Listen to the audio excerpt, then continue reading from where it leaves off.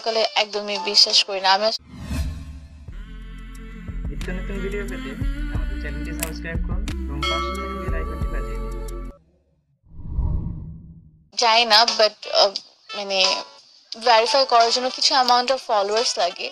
And আমার যে নতুন অ্যাকাউন্টটা হয়েছে আমি তোমাদেরকে দেখাতে চাই লাইভে, তাহলে হয়তো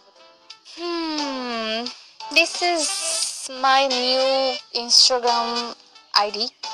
আই অ্যাম সাফা কবির, শুধু একটা আই তারপরে এম, মানে কোনো স্পেস ছাড়া, অ্যান্ড সাফা কবির।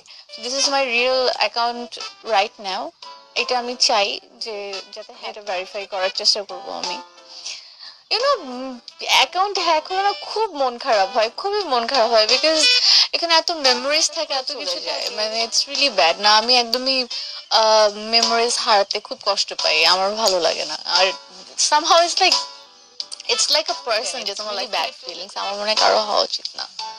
অ্যান্ড আমাকে আরো লিখেছে হামিম সানা, আসসালামু আলাইকুম। ওয়ালাইকুম আসসালাম।